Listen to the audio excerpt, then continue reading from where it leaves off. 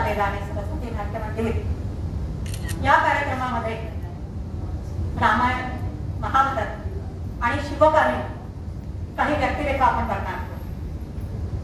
रामायण महाभारत म्हटलं की लक्षात येतं हिरा, लोभ, मद, मत्सर, संताप, घृणा, दोष म्हणजे दोष त्यातले शोधणं किंवा एखाद्यावर ठपका ठेवणं आणि आयुष्य जगताना होणारी फरफट आणि ती फरफट होत असताना येणारी अगतिकता, हे सगळे मानवी स्वभावाला जे कंगोरे असतात, जे गुणदोष असतात, ते सगळे आपल्याला त्या त्यावेळच्या व्यक्तिरेखांमध्ये बघायला मिळतात।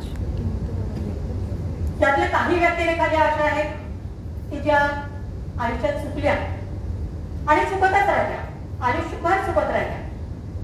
काही व्यक्तिरेखा अशा आहेत की ज्या चुकल्या, चूक त्यांच्या लक्षात आली आणि त्यांनी ती सुधारली।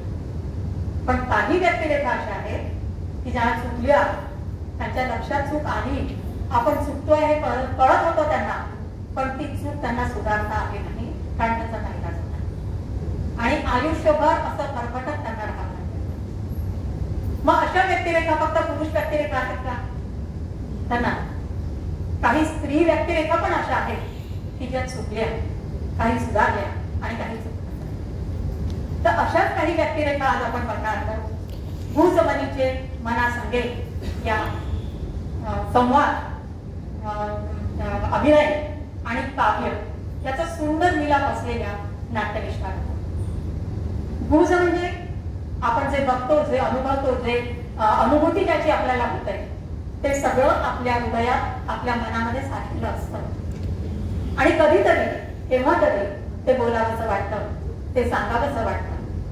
मग या ज्या नायिका आहेत यांनाही असं वाटलं असेल की केव्हा तरी आपल्या मनाच्या तळाशी जी भूज आहे ते कोणाच्या समोर तरी सांगावं, आणि म्हणून आज या नायिका आपल्याकडे येणार आहेत। आपण त्यांचं मनापासून स्वागत करूया आणि चला तर बघूया भूजमनीचे मनासंगे, भूजमनीचे